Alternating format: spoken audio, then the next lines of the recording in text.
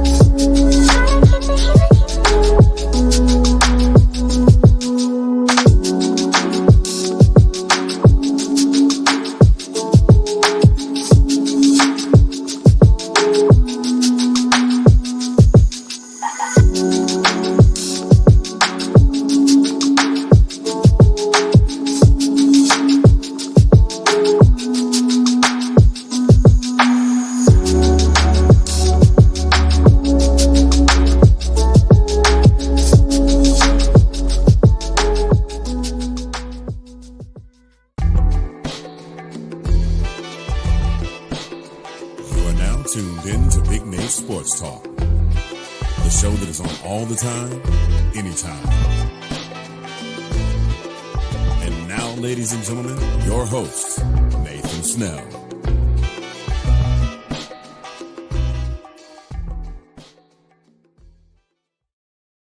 And as always, thank you, Mr. Anthony Handy, for that wonderful introduction. Good afternoon, ladies and gentlemen. It is your host, Nathan Snell, of the podcast. This is episode number 397. In this episode, I have a very special guest, as you may have already seen the title. But before we get into it, there's a few things I want to say up front. This week, Maryland football did not play. They're on their bye, and the next game they have is Friday. And then we have to talk about the Washington Commanders and Baltimore Ravens, as they are been an interesting week of football, to say at least. The WNBA playoffs are moving right along.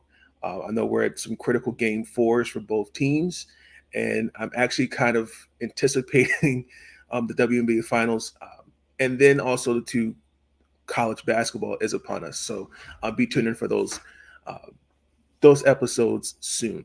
But ladies and gentlemen, as you see in the title, I have a very special guest. Please welcome the one and only Alaina Coates.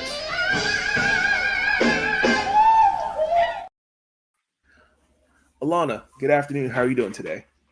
I'm doing good. Thank you. Welcome. Just really quick. It's Alaina. Alaina, I'm sorry. It's okay. I get that messed up all the time. It's a tongue twister. Alaina. Listen, you're perfectly fine. My goddaughter's name is Alaina, so I'm expecting this for the rest of my life, so it's okay.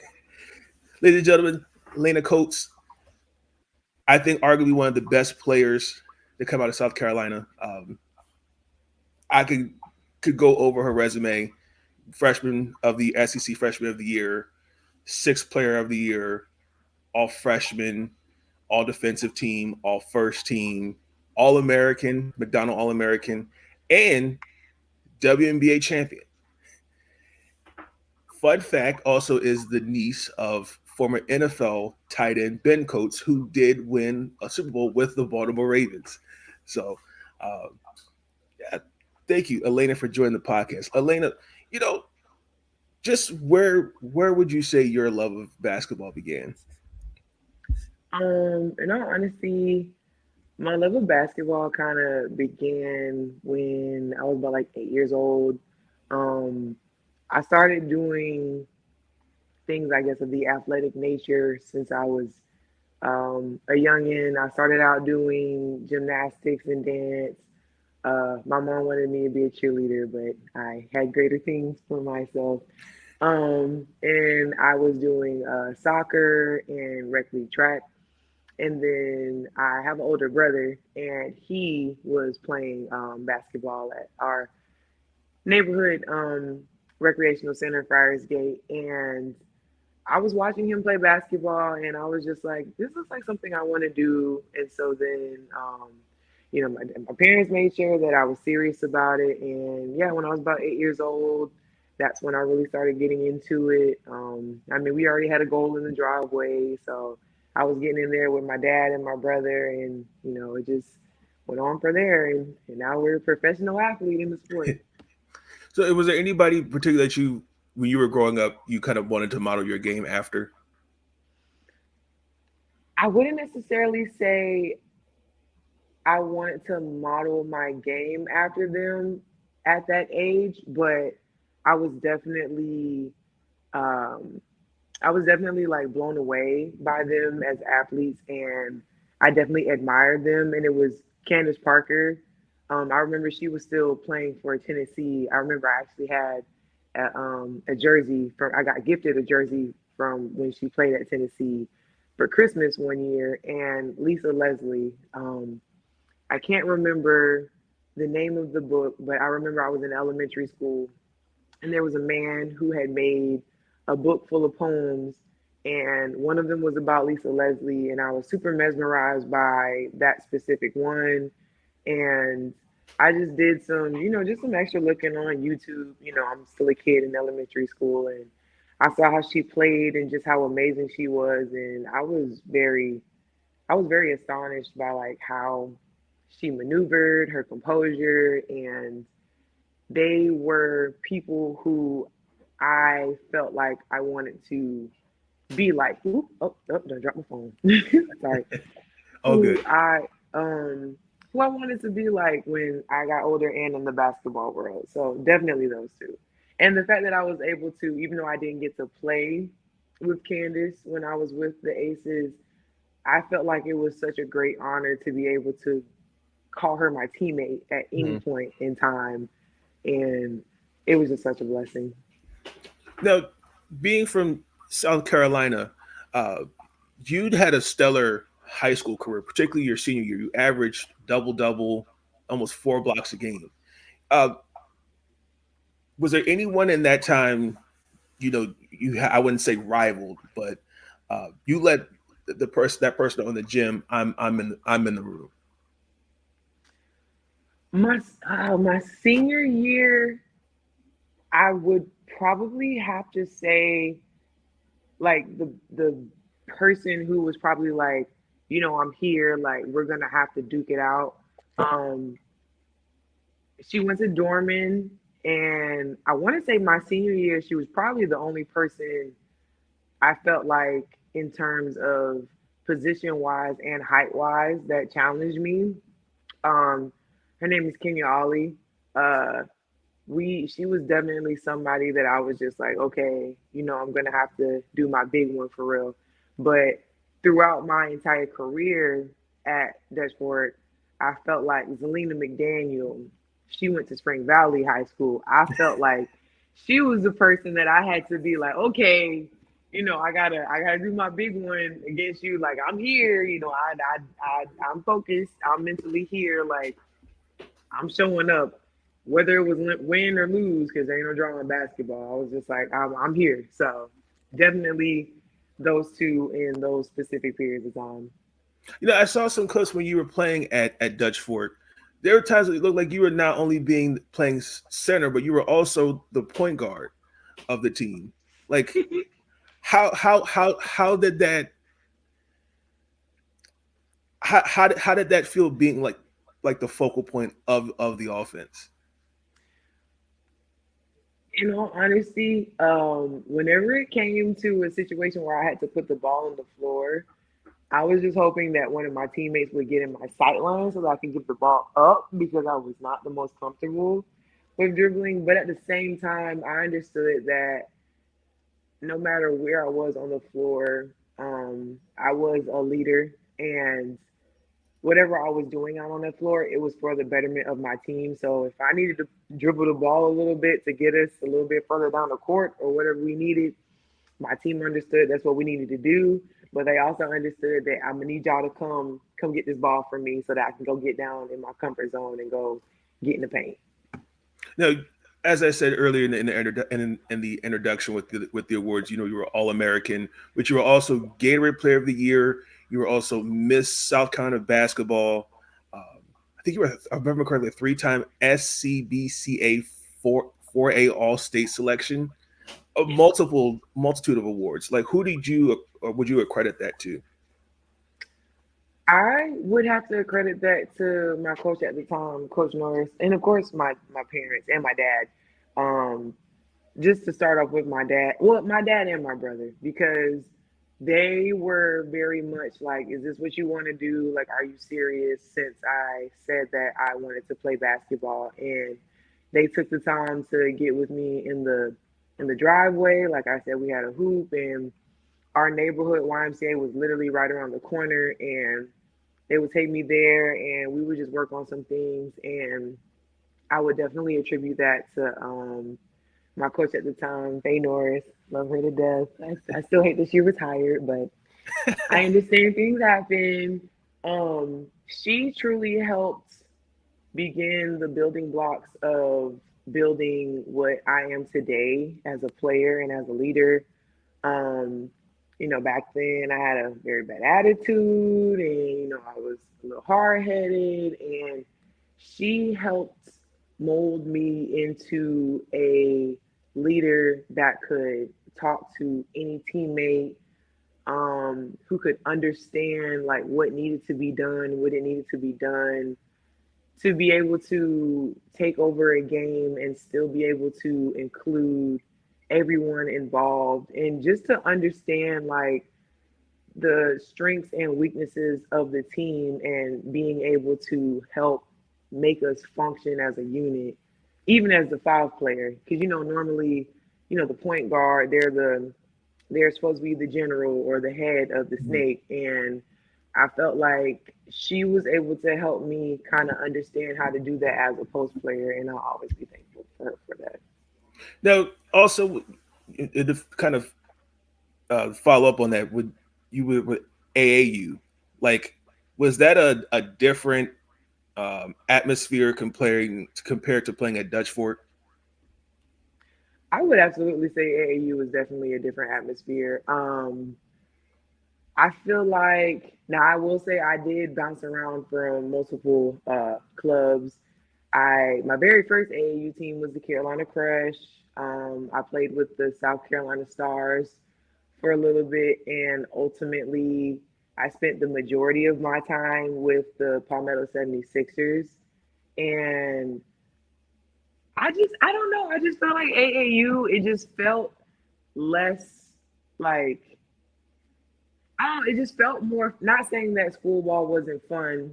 I just felt like I had more fun. I felt like I didn't have to have so much responsibility on my shoulders. I felt like, the AAU teams that I was on, excuse me, my coaches, you have to, well, the same way as you have to try out for high school, you have to try out for the AAU teams. And I felt like they did a very good job of just, putting together people who could grow together, mesh well together, and ultimately just have a fun time. And if I'm being honest, I just had a lot more fun playing AAU. Like, I remember there was one summer with the Palmetto 76ers, there was like 6, 7, or 8 of us that were like over 6 feet tall.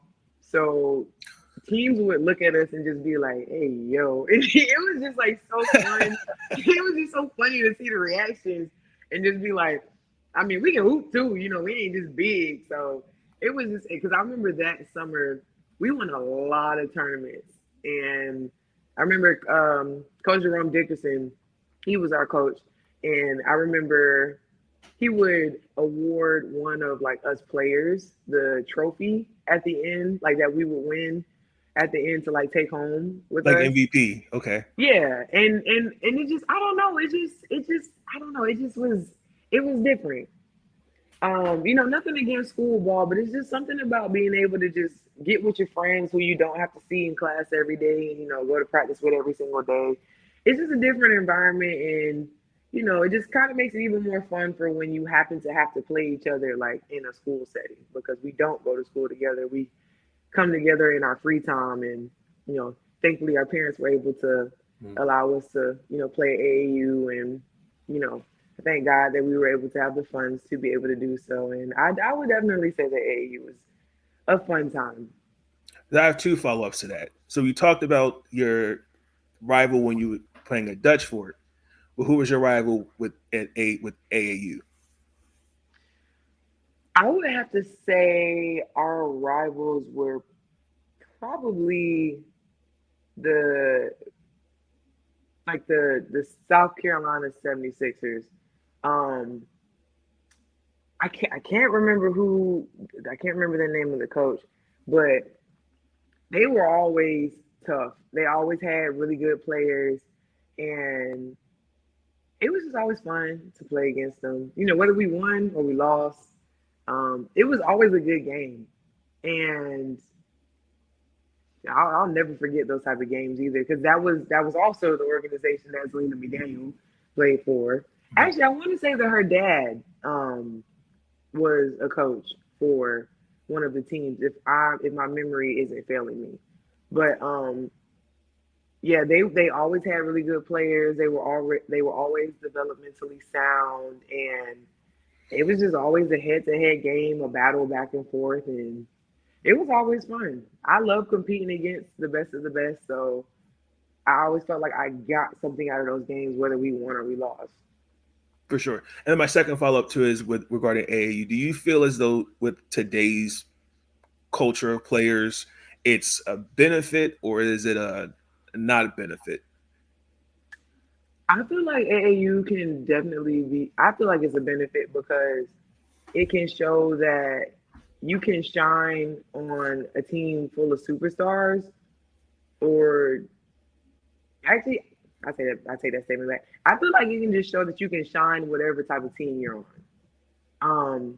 You can be on a team full of superstars. You can be on a team with not full of superstars, and I feel like whether you have one of the two, you create the experience that you can for yourself, but also for your team. Like, for example, if you're on a team full of superstars and you can shine, that's always amazing. But if you're on a team full of, players who, are like, they're good, but they can definitely use a little bit more like development, you can show that you are the type of player to be able to do your big one on those teams, and also be able to help show that your teammates can shine too if you have the right supporting cast around them. I like that. I like that. Now let's transition. You were heavily recruited. You were the 28th best player out of high school at that time. You got recruited to play for Tennessee, Georgia, and obviously the school you ended up selecting, South Carolina. Were there any other schools that you considered? Please say Maryland. I'm So just kidding. Maryland, Maryland was looking at me, but as anyone who knows me knows, I am a very big daddy's girl. So unfortunately, Maryland was a little too far away from me. I ain't gonna lie, but I actually, and it's funny that things worked out the way that it did. I was actually going to commit to UNC Chapel Hill. Yeah, I was gonna commit to UNC, and then just some things happened during the recruitment process, and and it even got to the point where I had told Coach Staley and Coach McCray, bless her soul, Yes. that I was going to go to UNC, and they didn't take it to heart, and I felt like I find it funny because I feel like at the end of the day, they just kind of knew, like, just give her a little second. She's going to realize, like, she's going to change her mind. And, like I said, some things happened during my recruitment process, and I was just like, South Carolina really is like home. And I wasn't big on school. I know you got to get that education, but I did not like school. But the way that they made me feel comfortable in terms of the resources that they had with like the Doty Center, and the fact that we had I know mandatory sounds so terrible, but we had like mandatory study hall at certain points, and you could earn the right to not have to have mandatory study hall. And they also provided tutors and stuff. It made me feel more at ease about being able to go to school and not feel so like tense about school itself, just simply because of all of the resources that I had. And then it was just a family environment. Like, the coaching staff was great. Um, the girls were great. there were a couple that I didn't get to play with, like Ashley Bruner. She was a senior when I was a senior in high school, so I didn't get to play her. But it's the simple fact that like I have such a great relationship with a lot of the players that I didn't even get to play with now.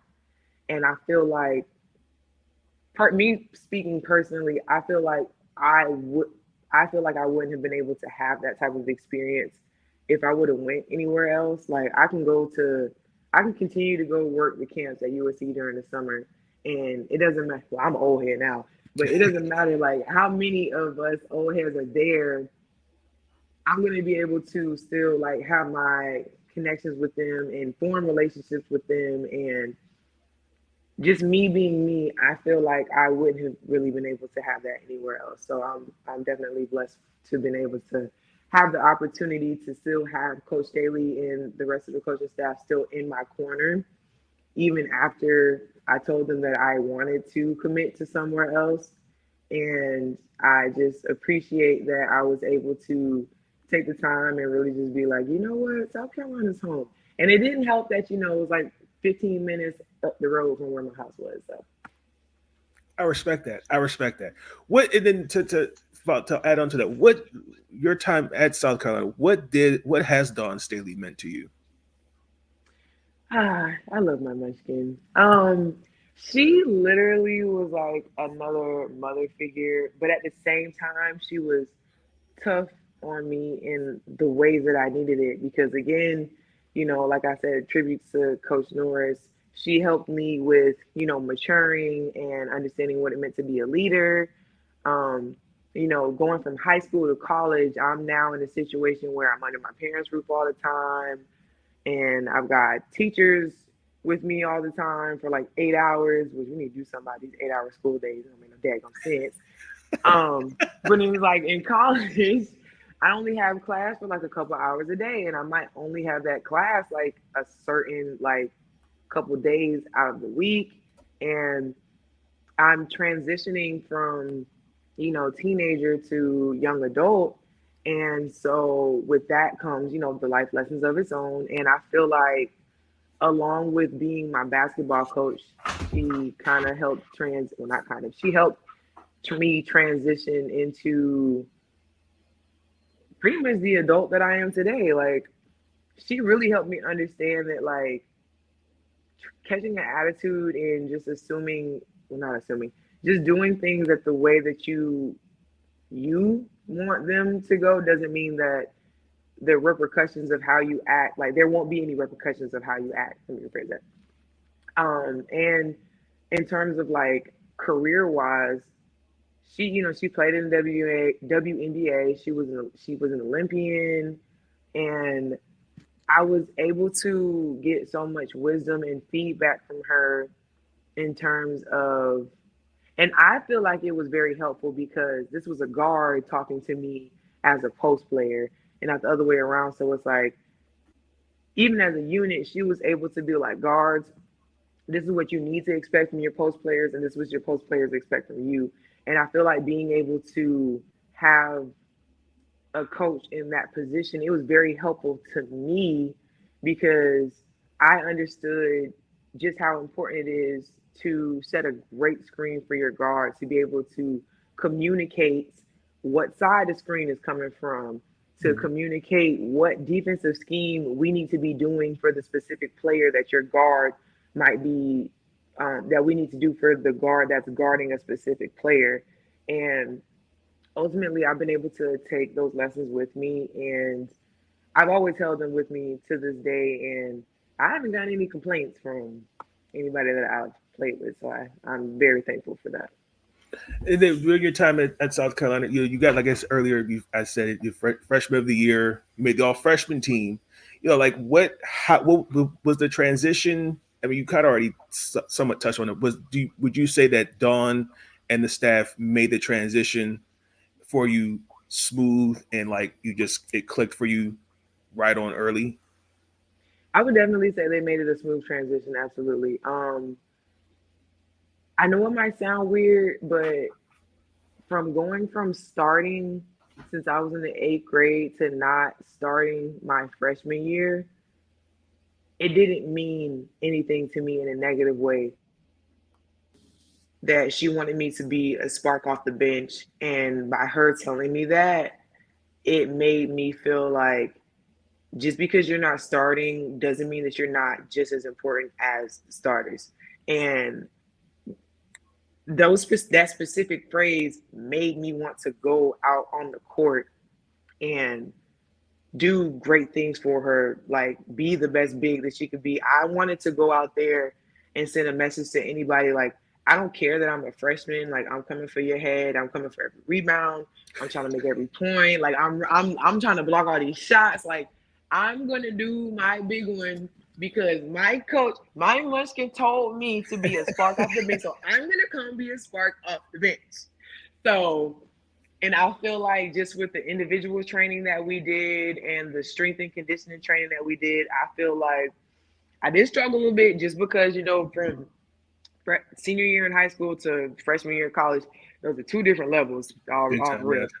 But I feel like they were very mindful, they were very considerate, and they definitely helped make it a smooth transition. And me personally, I feel like it was a smooth transition for me because again, I felt like I was going into a very familial environment. Like Coach Taylor, Coach McCray, Boyer, Coach Staley. It just felt like I was at home and I didn't feel like I had to deal with any external like mental struggles because I just felt like, all right, I've got these four coaches and even with the staff, I just felt like everyone was there for me and for us and I didn't feel as though I was gonna have to struggle in that regard. So yeah. Okay, I will actually.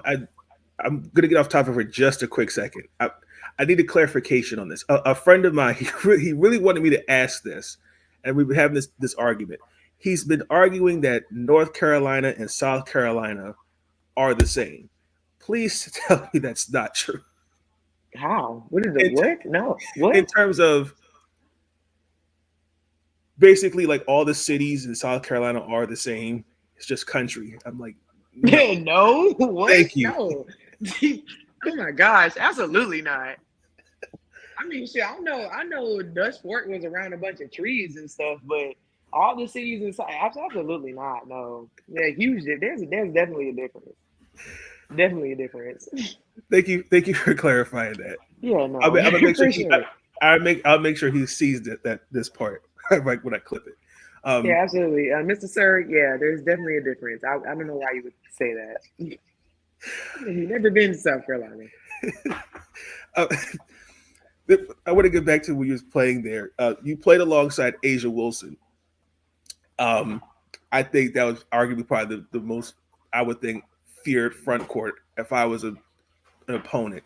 Uh, like, did you both have the same mindset of going out there, rebounding, scoring, and letting opponents front court know, no, we're the bigger and better tandem? Oh yeah, I mean, Asia and I we played AAU together a good couple of years for Coach Dickerson with the Palmetto 76ers. So that's why I was super hyped and super excited when she chose to come to South Carolina because it was just like when she got there, you didn't have the only thing you had to teach us for real was just the plays and to know like our spots because we understood the high-low dynamic. We knew how to move around each other. Like it was just a beautiful symphony that the world got to know as the Twin Towers. So I loved it. It was everything that I could have wanted and more. Even when we were younger. Now I will say when we were younger, she was shorter than me at one point by a good little bit. But she had a growth spurt when she got into high school, I believe. So that's when she hit 6'5" or 6'6", however tall she is. And then when we got into college, it just made it even better. It just made it even better. I But like yeah, that. it was it's a tandem that I to this day I still feel like I haven't been able to replicate anywhere else. And I've always said like if I gotta learn to maneuver with another twin tower, I want to be able to move in the beautiful symphony that was Asian. I respect that. Now, most people would argue that you, other than Asia, but you alone, arguably, are one of the reasons why South Carolina is a powerhouse basketball program where it is today, especially as a champion. You know, your senior year, you mentioned it. I remember many years ago. I think it was on, might have been on ESPN. You talked about you how you got hit by the invisible sniper. Yeah. How, if you look back on that year, um, that was probably your best, arguably your 4 years at South Carolina. Did even I make the argument that if you did not get hit by the invisible sniper, I think you would had I think you would have definitely played a big part in that championship game. But if you, do you think about that from time to time? Um, I used to think about it a lot more when it first happened. Um, I suffered every senior's nightmare. I got injured my senior year, like we made a good run. I never would have thought that the year that I became a national champion, that I wouldn't have been able to play a part in the sense of like postseason. Like I understand, and I know a lot of other people, true fans understand that I played a major role in helping get us to the point where we could get that number one seed, get the road Absolutely. that we got to get to the national championship. Um, but as I got older, I kind of just realized, things things happen for a reason, and God's timing is God's timing. And unfortunately, that was a situation that happened for me. But I felt like that was him kind of telling me to sit down for a minute, for a second. I wish that it had been in a different way, but who am I to argue with God? I'm not going to. And ultimately, sometimes I do think about how my career would have been if I didn't have to take all that time to rehab and I didn't have to worry about getting back into, game shape and, just how my career has gone so far in terms of like the WNBA and stuff. But I understand that great things have been happening to me and greater things are calling my name. And at the end of the day, I'm going to continue to keep myself ready for those doors that God has waiting for me. And I just have to go open them.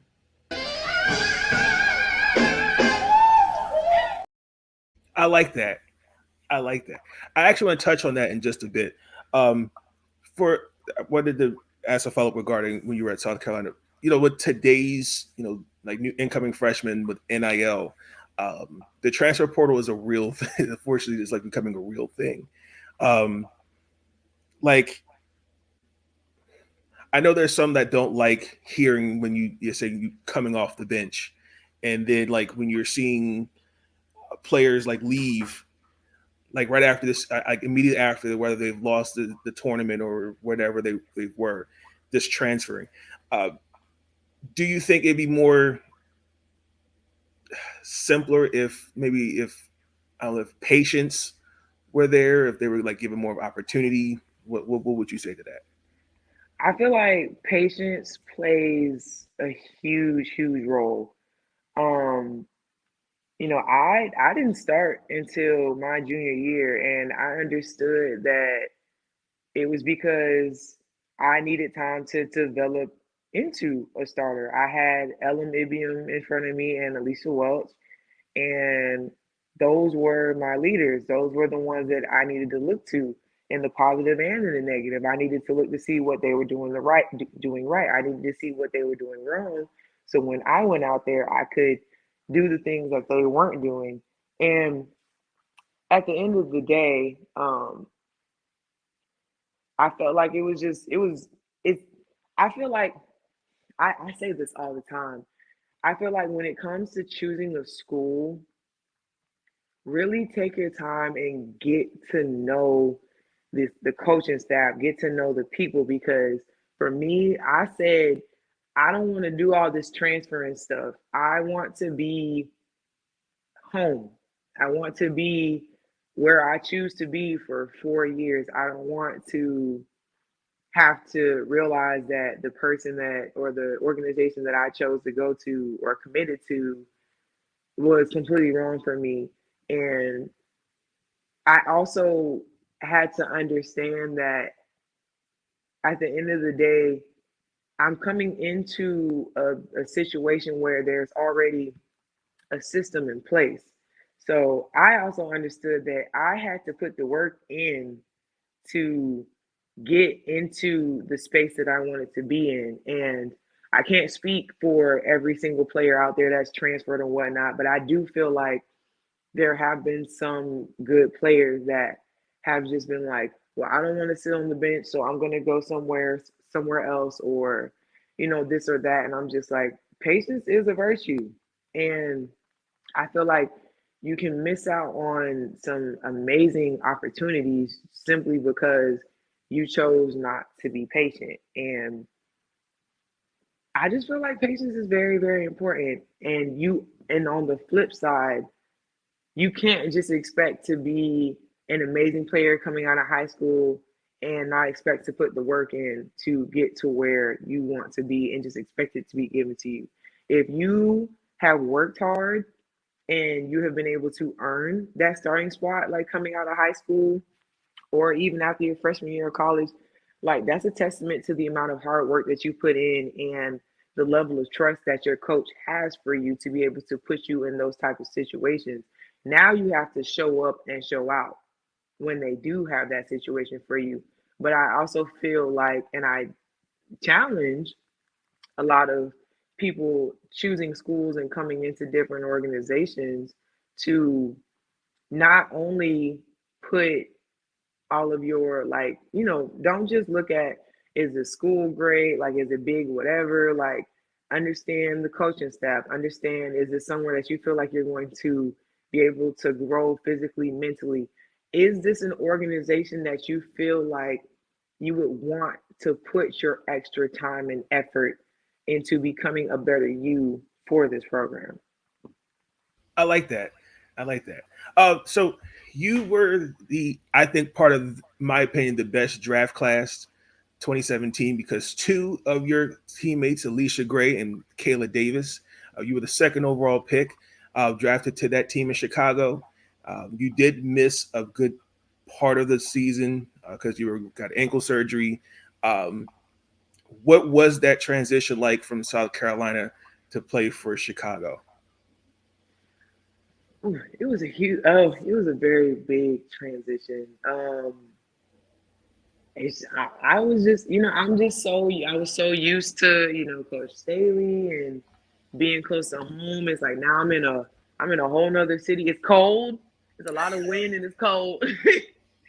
um, like I was a new fur mom. Like I had just got my first fur baby.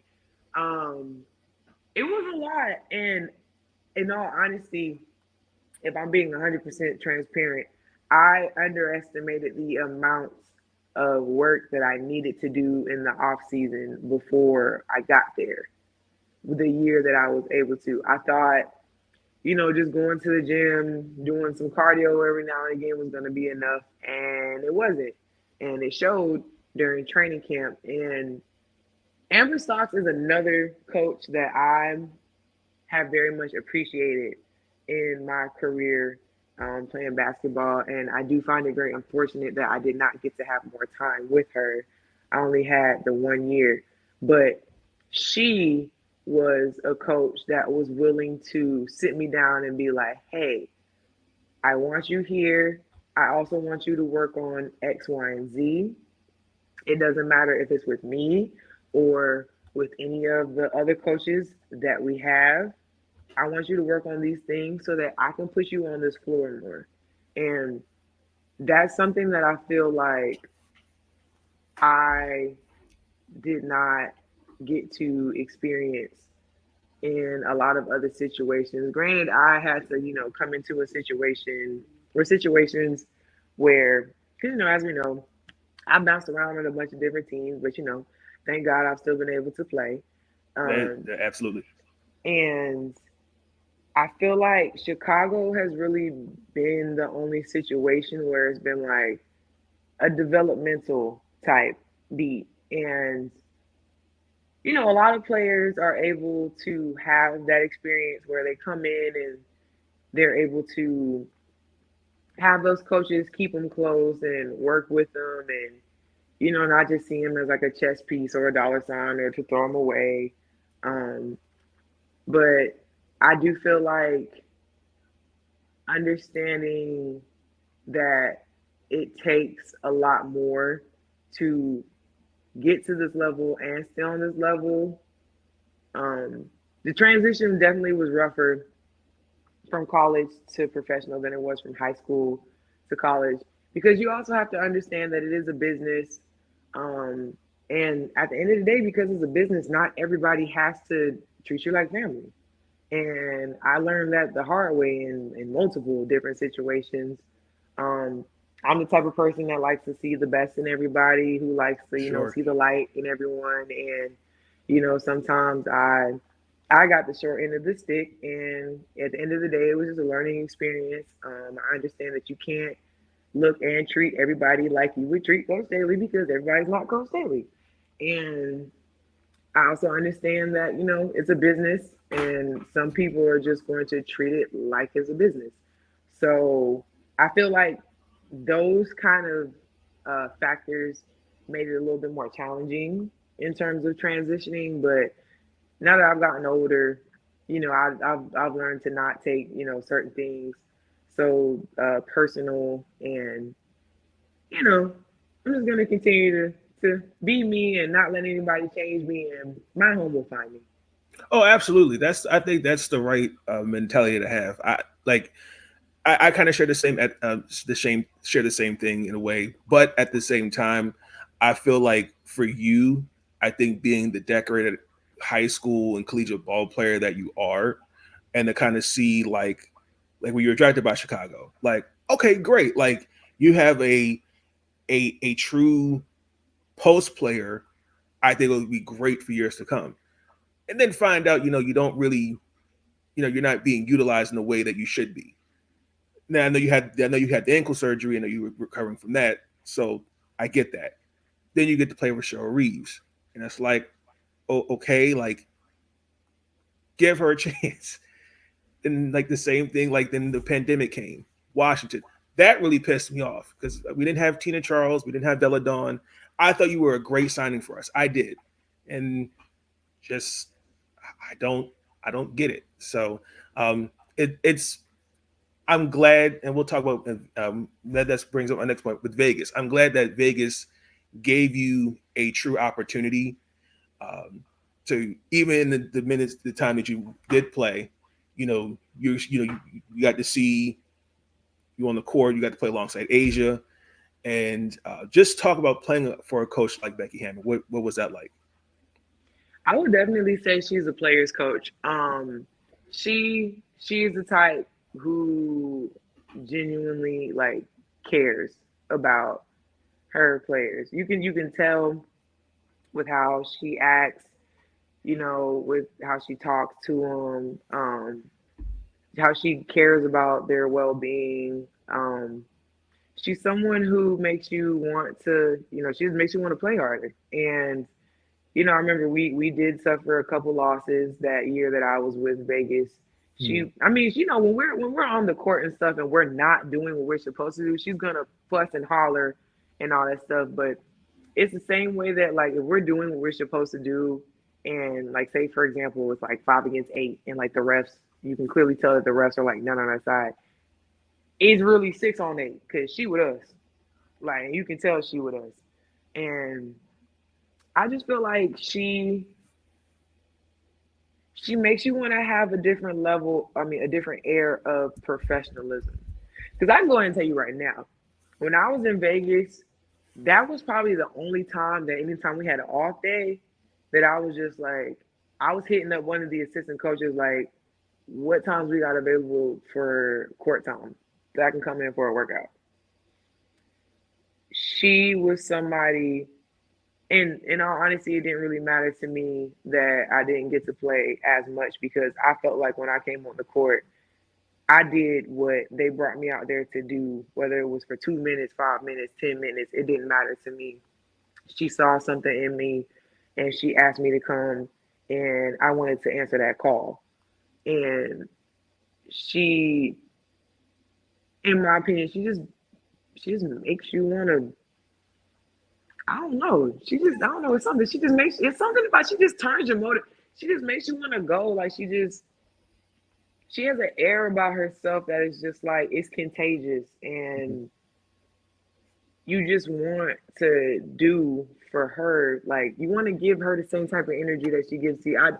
I don't know if I can figure out the correct like words or formulate the right type of words in a sentence to put together how we want to answer this, but she's definitely for her players. She's about her players. Like she has had our backs in all types of situations, whether it's personal, on the court, and yeah, I mean Becky cool people. Becky cool people. I like Becky. I rock with Becky. I like that. You know, it's fun. There's actually a funny moment of you. It's not in Vegas. This is when you were playing at Atlanta. We were at the Atlanta Dream, and I think it was like the last like 2 games of the season.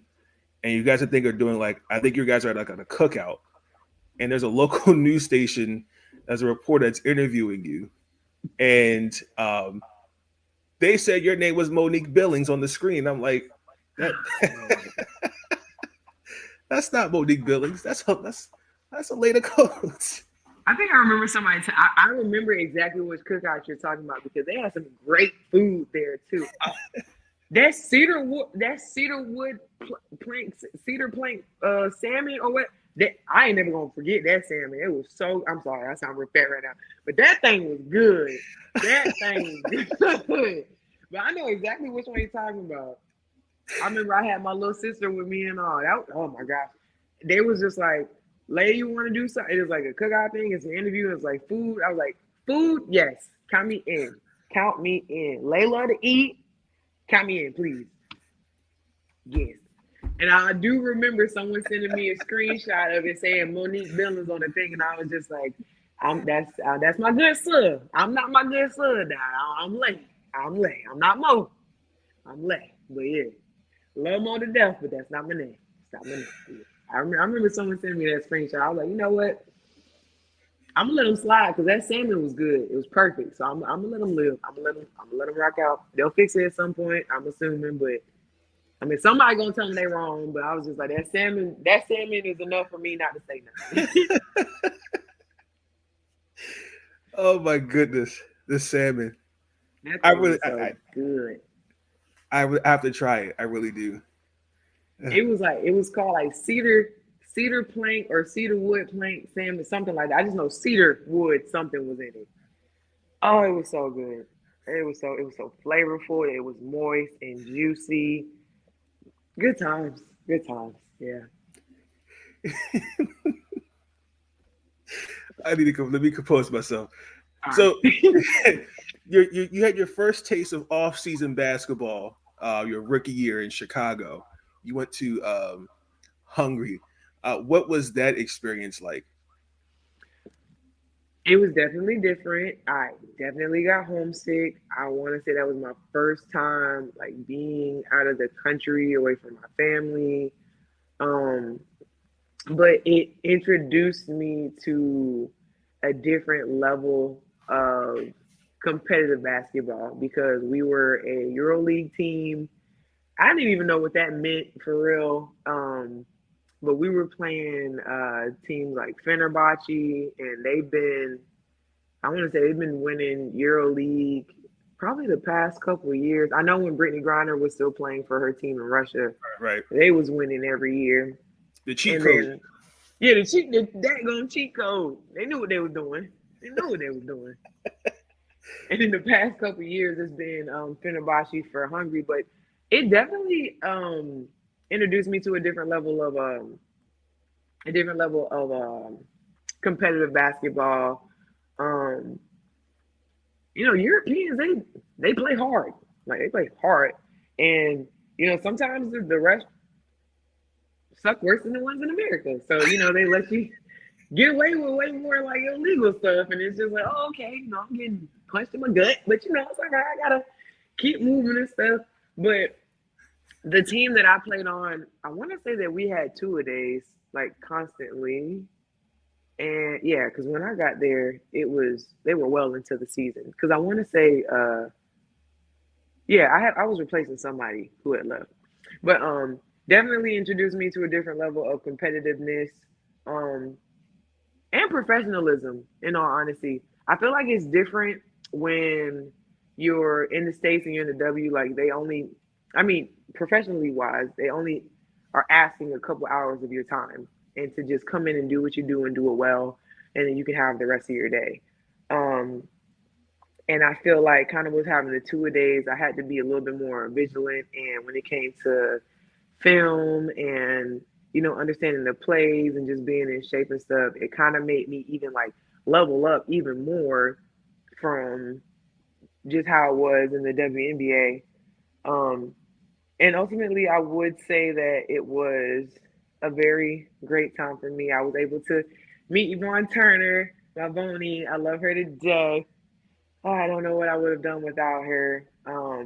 Unfortunately, that was the year that I lost my father. I was overseas playing for Sopron when that happened, but I can definitely say that I enjoyed the area. I enjoyed my time. It was a wonderful organization. They took very good care of me, put me in a very, very good place. I was not a fan of the snow. When it was snowing as bad as it did, I was not a fan of the snow. But they had a very good burger joint out there. Um, and there was a sauce. I'm sorry, I sound super great. There was You're a all good. sauce that they would put on this one burger. It was so good. Oh, again, shout out to Yvonne Turner for putting me on. I cannot remember the name of it, but it was really good. And Better than Chick-fil-A or oh, absolutely, absolutely. what are the At this other point, restaurants down in South Carolina? What is it? Better than those restaurants? At this point, I say anything overseas is better than anything in America because it's cleaner. They're not putting all that extra stuff in. They're not trying to kill us. That's They're true. not trying to kill us over here. I hate that I have to say it, but it's a fact. The American government keeps putting a bunch of stuff in our food. Like you can be mad at me if you want to, but facts is facts. No, Sorry, it's all good over here. sorry. We're being But yeah, transparent. That's important. well, you got to be transparent. You don't want to lie to the people. You That's don't want true. to lie to the people. And then that actually transitions up a little bit. What was the idea of starting your foundation? Where did that come from? So that ultimately came from me growing up and seeing just how great of a man that my daddy was. He was always somebody who cared about his community and he always gave back. And it pretty much sparked an interest in me to want to do the same. And it wasn't always in the sense of like, giving money to people asking for it on the street. Like he had his own roofing business and just something small as like someone maybe not being able to afford the prices that he was asking for. He would work with him on it and just any type of community engagement, he would, well, not any type, but he would be involved very much in his community. He was a military man. And I feel like him giving back to, I have my feelings about this country, but I feel like him being able and willing to give back to his country in that way said a lot to me.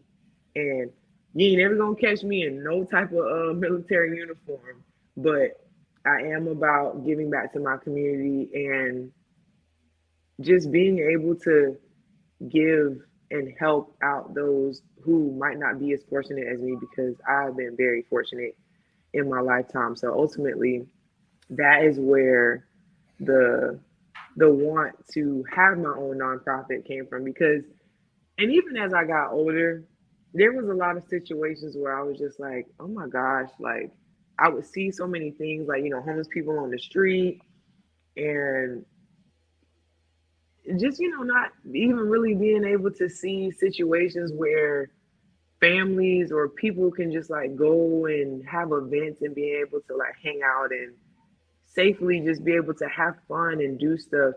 It just ultimately like sparked me to want to be able to do things like that. And so yeah, the Atlanta Coats FAM Foundation came about. FAAM. F is F, F is for family. The first A is for academics, because I ain't like school. Academics is important. The second A is athletics, and then the M is for mentorship. And ultimately, we lean towards community engagement and youth development. So we have different things that we strive to do in order to accomplish those types of goals. Now, does your foundation, does that just help with those that are in South Carolina? That's like, is that a nation? Does that soon to be a nationwide foundation? Do you see it like that in the future? So, yes, to answer your question, yes. As of right now, there's certain things that we do that typically cater towards the South Carolina area, such as, for example, like for February, it's Literacy Month within the school systems, and Mm-hmm. the reason why we haven't had another book drive is because the last one we got a plethora of books. We're still trying to give books away, but to encourage reading and just parents, guardians to encourage reading to their classrooms, their youth, their kids, their families.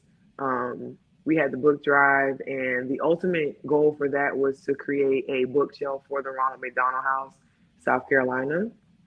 Well, Columbia, sorry, Mm-hmm. Columbia, and we were able to do that. And we still have plenty of books, so we are trying to find any and every means of being able to, create more bookshelves and just be able to give those away. Um, every December, we have our community-wide Christmas event where last year we were blessed to be able to partner with my church home at Brooklyn. They have a youth ministry, Vibes, at Brooklyn, and we are actually able to do it again with them this year. Um, and it's a free community wide event. You can come. There's cookie, cupcake decorating. We try to have a game truck. We have bouncy houses.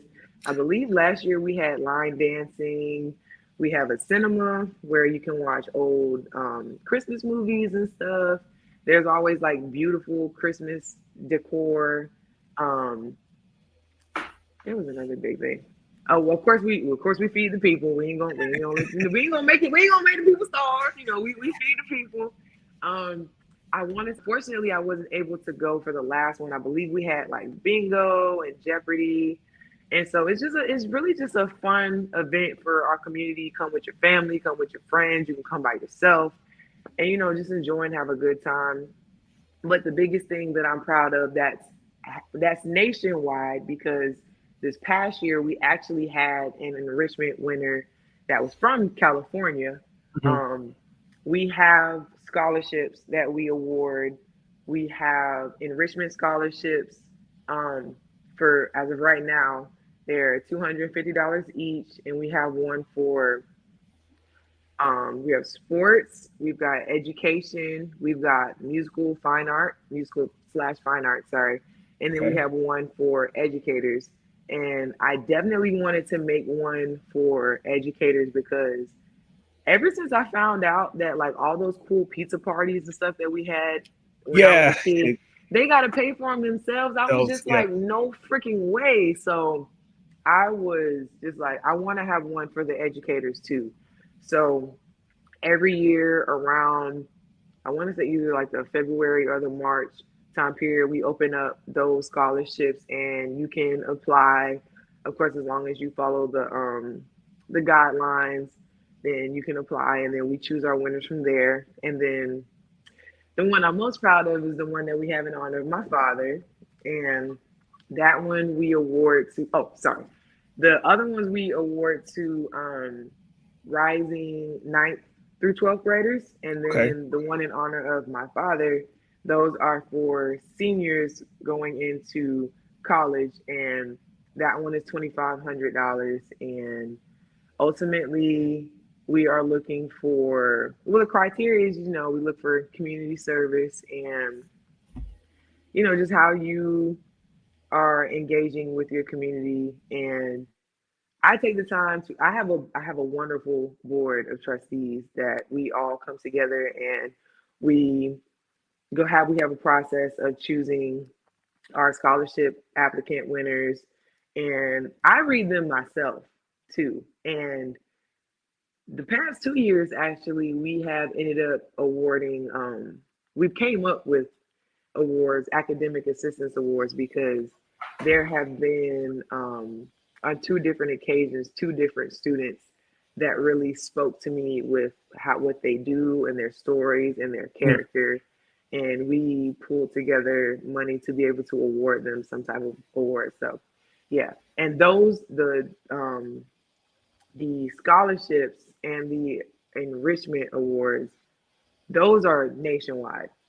Um, Ultimately, of course, I would love to be able to do these type of things all over the nation, but we are still technically fairly new. So Sure. as time goes on, we'll definitely be able to work those things into the rotation. But I would definitely love to be able to do those things in other states in our country. I like that. Now, you guys doing anything for like Halloween or Thanksgiving? You did mention Christmas. So Halloween and Thanksgiving, not this year, because we are still, fairly new, and our funding isn't, we're not getting like a whole bunch of funding. We're basically doing our own fundraising and stuff like Mhm. that. We have not necessarily been able to like look into doing things of that nature, like for October or November.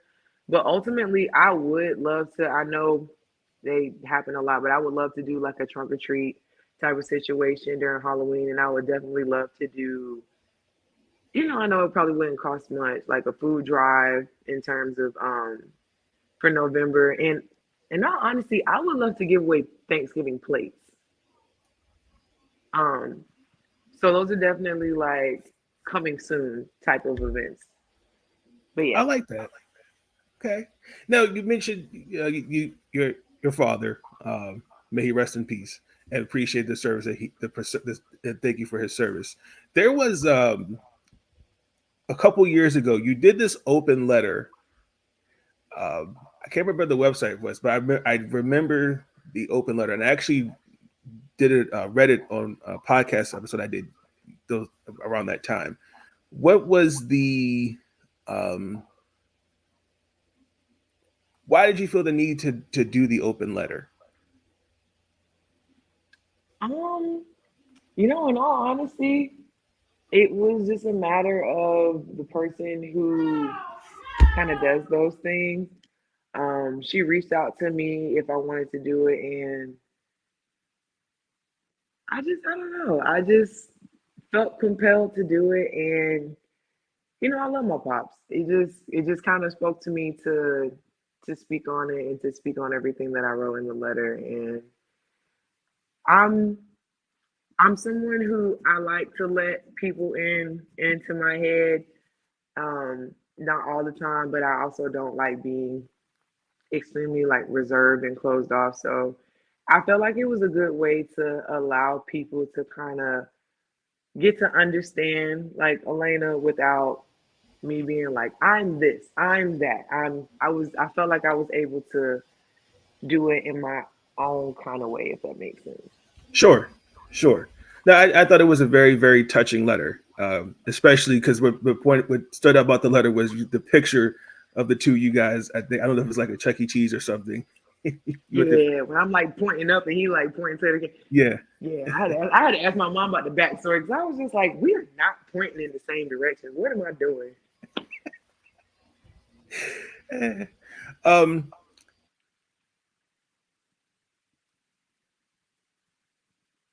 when Elena's not playing basketball, you have become a huge anime fan.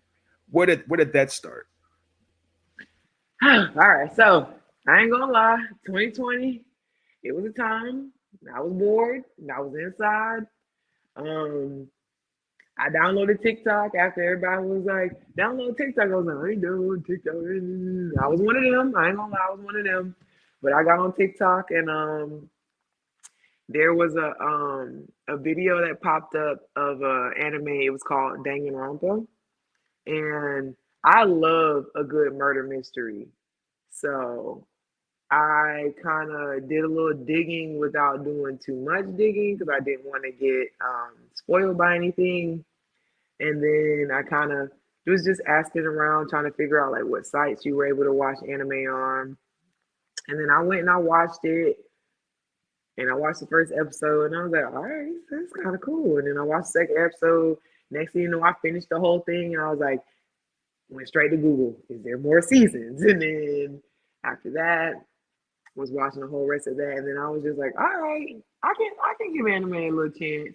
Now, keep in mind, I didn't realize as I was when I was younger that like Dragon Ball Z, Yu-Gi-Oh, Pokemon, I didn't know that that was anime. I just thought those were cartoons. Cartoons. Yeah, I just thought those were cartoons. So then as I got older, and they were just like, oh yeah, this is anime. I was just like, oh well, I've been watching it since I was a kid. But I'm not gonna sit here and be like, I've been this since I was. I ain't gonna do all that. Even though I love me some Pokemon down, but 2020 definitely was when I ended up picking it up heavy, and I've been stuck on it ever since. As you can see, I got my Naruto shirt on. Yeah, believe it. Are there any current animes that you're catching up on, or you are new ones, I should say? So I actually it literally just released not too long ago. Don or Dan the Dan. It's only got like one episode out. I just started watching that one. It's a little out there, but I like it so far. That's a new one that I've started. Um, Shoot, every time I get asked this question, my mind goes blank because I watch so many at once and I start so many new ones. Um, there is one that I did start. It's called Ace Attorney, kind of going back to that whole murder mystery thing. Um, Anybody that knows me knows I love One Piece, but the reason why I keep saying like I'm catching up on it is because I'm dub only. Um, so everything that's in Japanese up to this point, I don't know. I'm only on like episode 1096, and I literally just caught up like last week. Um, Shoot, I know there's a bunch of new stuff out. I just I just watch so many, my mind just goes blank at the time. But yeah, I'm watching a lot. I'm watching a lot. No, I think I was the one who asked you on TikTok if those that were trying to get into anime like starter ones. Uh, for those that are in the same boat, are those the same episodes or no, excuse me, episodes, shows you'd recommend? So in terms of like starter anime, I'm always gonna say first and foremost Yu Yu Hakusho because that's my all time favorite. Um, I would definitely if you're not afraid of commitment, I would throw in One Piece. It's it's great. I don't care what anybody else says. It's amazing. Um, I would definitely throw in if you kind of like a little bit of seriousness, but like a good little kiki haha, Undead Unluck. That I'm a fan of that one. If you like seriousness, there's not too much like kiki haha to it, but you like animation and fighting and like ninjas and just like a little bit of blood and gore. I would say Hell's Paradise. Um, I feel like I've been doing it a disservice by forgetting this every time I talk about it. But there is an anime called Blue Eyed Samurai. It's so good. Like it's about vengeance and it's a little blood and gory, but it's so good. If you are someone who is all about blood and gore, Akame got killed. Definitely a good one. Um, I know some people will probably think I'm crazy for like recommending this one because I will say a lot of the quote unquote reactions when they're eating the food is completely outrageous. I'm not going to there's nothing I can say about it that's good. It's a lot. But if you can get past that, Food Wars is a very good show to like watch the cooking and I'm the type that I like to watch people cooking food and or eating, not like mukbangs or nothing. While I'm eating, Food Wars is definitely a good one. Again, the reactions when they eat the food, if it's really good, out of pocket. I don't condone it. However, that food be looking too good. And I need a cookbook. I need someone to make a cookbook, or I gotta hire a personal chef to make those dishes because they look too freaking good. Um, Another good like food anime one is a Restaurant to Another World. Um, honestly, I would recommend Attack on Titan as well, solely because the foreshadowing of things that you catch on to as you continue to watch it, and you're just like, oh, it's so mind blowing. It's such a good story. It's such a good story, and in all honesty, I kind of had to go backwards. I've been watching them in sagas. Definitely would say Dragon Ball Z. Now I will say I watched the Buu saga, Majin Buu, and I have watched Dragon Ball Super up to a certain point, but I've loved it all. And I definitely love Vegeta and Bulma. Like I know he act like he don't love that woman, but he know he love that woman. He done gave her two babies. Um, but yeah, those are definitely some that I would recommend. I would definitely send you some more too. It's so many. I have a whole list. So Please do, because I did you ever finish the one? Um, I don't know. It was kind of weird. It was involving. I, I don't know how to describe it. It was real cringy. It was like it had to do with the brother and sister, something about incest and all that. Did you ever finish that one? oh, was it a Spy Family? Yes. I haven't finished that one. Unfortunately, I lost my iPad in the airport, so I couldn't remember what episode I Mhm. was on. But yeah, because in all honesty, it's more it's more the brother in the way that he speaks about the sister. It's not even mutual, which makes it even worse because it's like, why are you? I'll never understand the I incestual stopped feeling watching that after 3 episodes. I couldn't. I know it's a lot.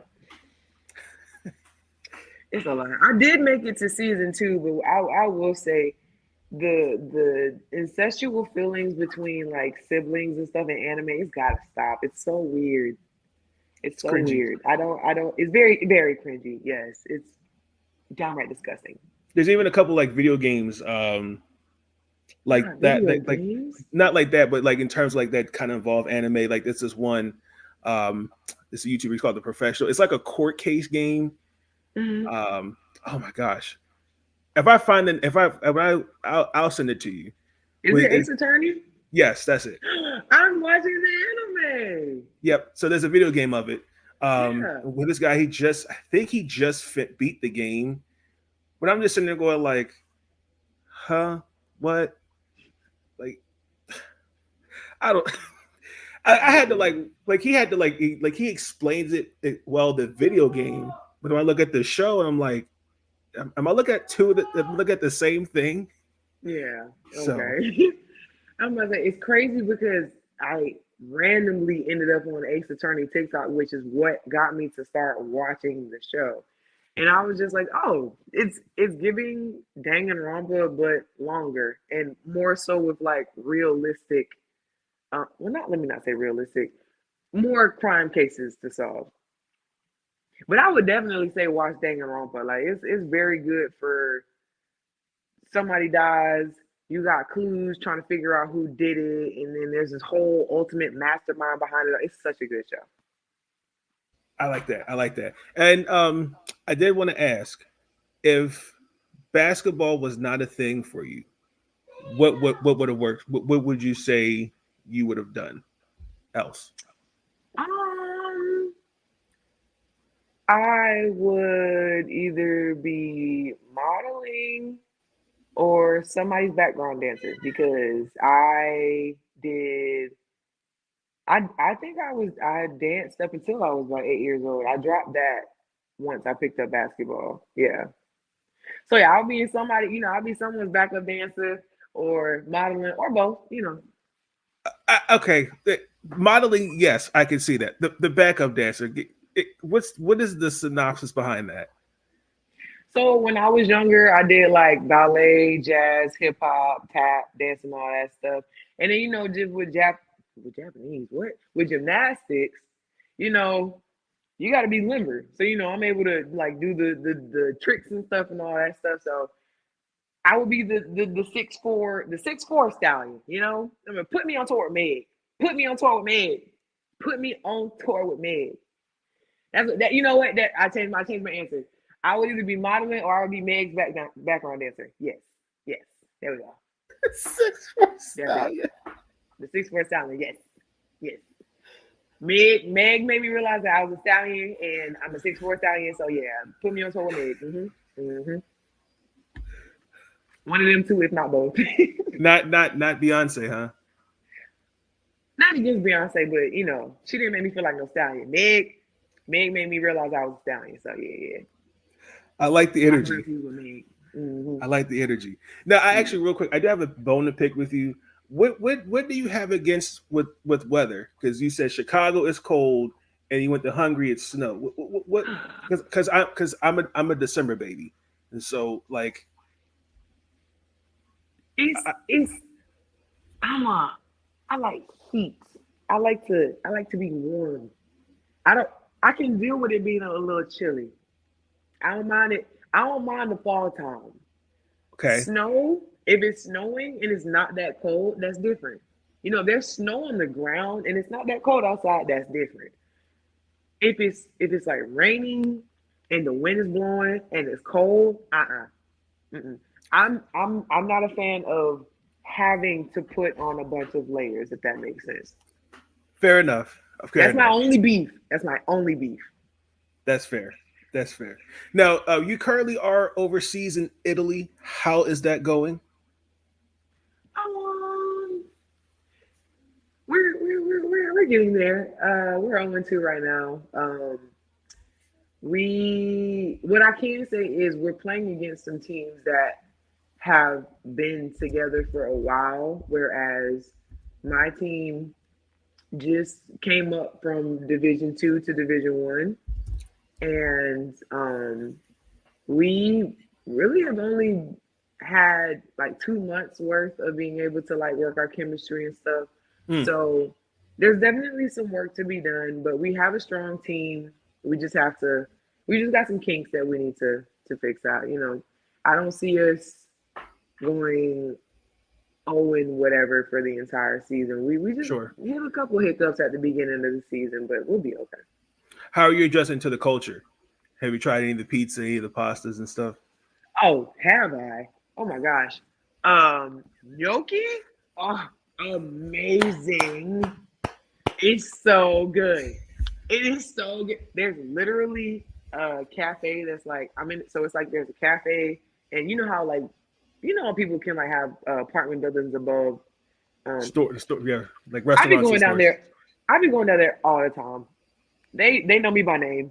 The only reason why they don't like see me and just put my order in is because I try different stuff on their menu all the time. Mm-hmm. But it's so good. And if I'm being honest, I've never had anything like pumpkin anything before. They made me like pumpkin soup before down there. It's actually really, really good. And they put shrimp in it. I would not have expected to put shrimp. It's really good. Don't knock it till you try it. Fair. It's very good. It's very good. But I'm in love. There's also a spot right around the corner where, first of all, you can get you can get pasta and uh, well, they do like a first and second kind of meal type of situation. The first one's like pasta. The second one can be like beef, fish, Hmm. anything of that nature for $12. Wow, here is like 20. Yeah, I was about to say, you know what to say. It's about like $20. Then what about the pizza? The pizza is so good, and it actually makes me a little upset because the place that I normally would go to get my pizza, I walked there like two different times and they haven't been open. They have some very, very good margarita pizza. They make it so good, so cheesy. And I am now convinced that I'm cool off a pizza that's not made in a pizza oven. See, now, if you could FedEx me a margarita pizza from there to Maryland, that'd be great. I'll see what I can do. If not, I'm gonna see where they make pizzas in a pizza oven in Maryland, and I will send you where that's at because pizza oven pizza hits so much different than a Domino's, a Pizza Hut. I ain't even gonna say Papa John's because they're not even good for real. But that's just my opinion. This is my opinion. This is my opinion. But pizza oven over everything else. It hits different. It's so good.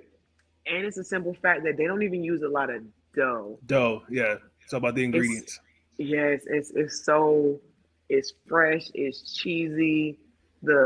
I don't think I've ever been so happy about the pizza sauce ratio to the cheese, and it's like thinner, but it's still good, and the crust be so flaky, and you still got them. You know how when you cook hot dogs on the grill, Grill. and there's a Hmm. little bit of like black on it, they just like Yes, that ain't burnt. This is a little bit of flavor on the pizza crust. If you got a little bit of that, you know that pizza finna hit. You know absolutely. it. Now with Domino's, actually, there is a trend. I have not tried this. Apparently, it's like the new best thing. It's basically like a Philly cheesesteak pizza. Like instead of the tomato sauce, they put garlic sauce, um, cheddar cheese, regular cheese, all the other stuff. It's supposed to be like a Philly cheesesteak. I don't know all about that. I don't put garlic sauce on pizza. That's just me. I don't either. I used to look at that little thing of garlic sauce and be like, why is this here? And a little banana pepper. I was like, I don't know why this is here, but that's Kayla Thornton me. called that thing a chili pepper. What? Not This a we play. chili. So she's okay. She plays for the New York Liberty, and she said Papa John's. They asked her New York or Chicago style pizza, and she Hmm. said Papa John's. So and then she had bought the team pizza, and she was like, "Don't know New York's pizza or Chicago's supposed to give you garlic sauce and a chili pepper," and I'm like, "It's not a chili pepper." That's a banana pepper, babe. Goodness. But like, I do have one more question for you. I don't want to take any more of your Sunday because I know you got get ready for practice or I soon. got a whole nother off day. You good? When you look at your overall, brother, from basketball from then until now, what you're doing, for your community, what would you say your why is?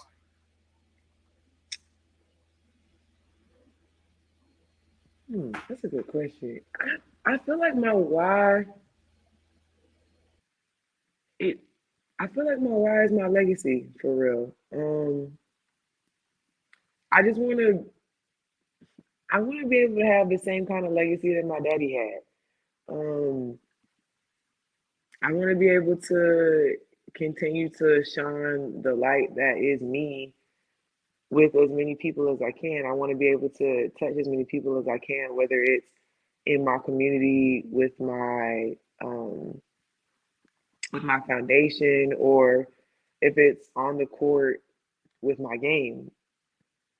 I don't know. I feel like it's the people as much as I would love to say it's like for me or anything of that nature. It's really for the people who support me and the people who love me and the people who have always been rocking with me since they know me. I can't say since day one because everyone hasn't known me since day one, but I definitely feel like along with making my family and my mom and my daddy and my brother proud, I want to continue to be a light in this world and just continue to give people something and somebody to look forward to and to have faith in. I like that. You know, you speak on that as terms of faith. How important is that for you? I'm sorry, the last part cut out a little I'm bit. sorry. How important is faith to you? It's very important to me. I understand that I wouldn't be here and be in the mind state that I'm in and have the opportunities that I would have without my faith. And I feel like I'm a good example of being able to see that things can happen to you that you wouldn't expect to happen to somebody, and you can still be positive and still see the positive outlook in life and still understand that great things are still going to come your way. Like, just because, like, after I got injured in college, and after how things have gone in the W for me, I could have been a woe is me type person. Like, why does things have like this have to happen to me? Why this? Why that? And I chose to be stronger than that, and I feel like because of my faith, I'm able to be stronger than that. And I mean, if it wasn't for God and my faith, then I don't know. I feel like I'd probably just be wallowing in self pity, and I'm at a place where I know that I don't have to do that. It doesn't have to be that way, and I know that I that way because I just always know that greater things are coming. I think that's the right attitude to have. I learned that it's funny actually about a couple years ago. Um, there was a point where like for me, I'm aspiring to be a sports journalist, and especially when it comes to women's basketball, like I've always had a deeper appreciation for the game, and like there was a point like where it's like, I don't know, like am I making the right decision? Like all about the support, and I think just leaning on faith and trusting God and where this has gotten me, even from school to now. Like I could like do a whole book on that, but I think more importantly, it's just leading on faith, and without him, none of it's possible. So yeah, yeah. So, Absolutely. the WNBA playoffs are, they're here. Do you have a pick to go to the finals? I don't necessarily have a pick. I'm actually kind of excited with just how unpredictable things have been. Obviously, I always want the best for the Aces. But I will say that have been excited to see I've been excited to see how things have grown. It used to be Minnesota and LA fighting for the championship all the time, and things have changed. And you got New York going to get you literally got the championship last year going on in the semifinals, and then you got, what is it, Minnesota and Connecticut on the other Yes, end. the Like, offenses are something. yeah, I'm gonna say this is nuts. This season has been different. Indiana made it to the playoffs since, what was it, 2016? Yep. Like, it's just, things have been different, and I've just been enjoying the shakeup. I enjoy, I'm always gonna be like, if a team goes back to back three in a row, I'm never gonna hate on them. But I love that anything can happen now. It's not just there's two teams fighting for the same title all the time. I enjoy the little, the disruption, the little shake upness of everything, and it's been cool to watch, especially with how the New York and the Aces series has gone, because New York was up 2-0, and then now you're back at Mandalay Bay and now it's 2-1. So it's just like, well, we are we going to the game five? Like, what we doing? Like, what's up? So I just feel like, oh, and then my hitting that three at the end of that game against Connecticut, like, I just feel like it's more exciting now, especially with a lot of different moves that have been made. So I can't complain. Yeah, I can't neither. My picks are Connecticut and Vegas, but the way Connecticut's been playing and uh, not yeah Connecticut, it's looking like Minnesota and Las Vegas. So it's okay. We shall see. We shall Yep, see. yep, yep. Are there any other things coming up for you that you like to let the world know about what's going on with you? I mean, I would love to tell everybody that about my games coming up, but unfortunately you gotta pay a subscription Yep. to watch it. But I mean, just keep your eye and ears open for anything going on with the Atlantic Colts Fan Foundation. Like I said, in probably February or March, we'll be opening up applications, submissions again for the what would it be 2024-5 year? Yeah, and then I guess just keep news out. I'll repost as much as I can on how my team's doing. I promise we'll do better. I promise we're gonna turn it around. But yeah, For that's about sure. it.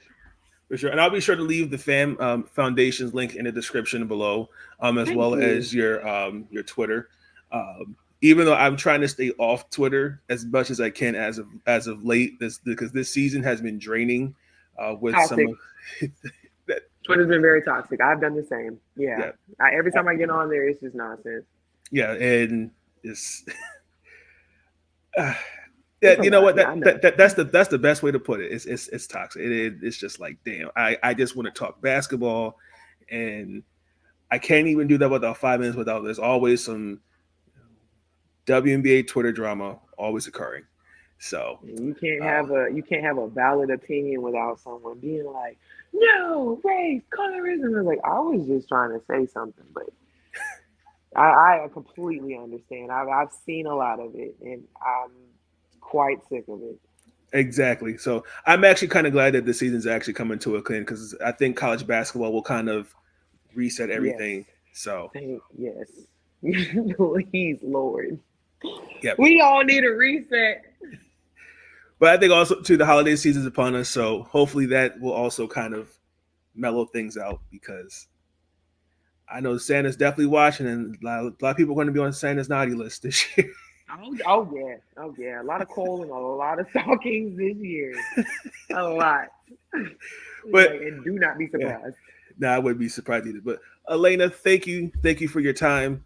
Continue to do good things. As you see the title of this video, you are appreciated and what you've done for the game, what you'll continue to do for the game. I view you. I look to you as one of my favorite basketball players.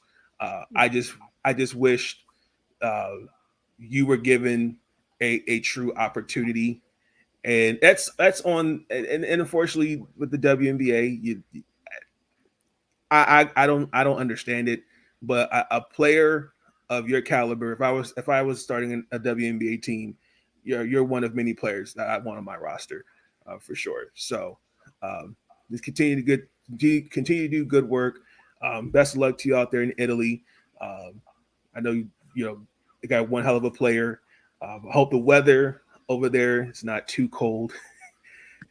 All right, I got my long sleeves and my hoodies right now, so we good. It's not raining that bad, and I ain't seen no snow, so we all right. But Okay. But ladies and gentlemen, that's going to conclude this episode. Please like, comment, and subscribe. Be tuned in for all future episodes of the podcast. Again, I'll leave Alaina Coates' FAAM Foundation link in the description. I'll leave the link to her Twitter as well in the description. Please like, comment, and subscribe for future content. I will catch you guys on the flip side. Enjoy the rest of your Sunday, ladies and gentlemen. Have a great week. Peace. Stay up. But they don't know, they don't know, they don't know. Nobody knows but us how we roll, how we roll. Nobody knows what we got but us, but us. Let them keep talking, let them believe that they know, 'cause they don't, no they don't, no they don't. Let them believe that they know, 'cause they don't, no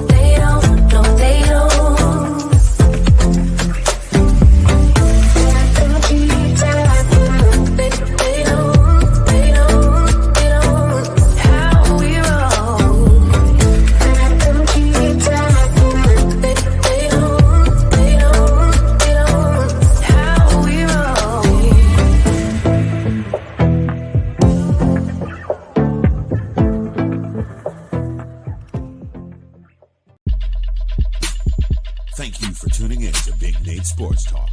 If you enjoyed that episode, be sure to like, subscribe, and share Big Nate Sports Talk. It's on all the time, anytime.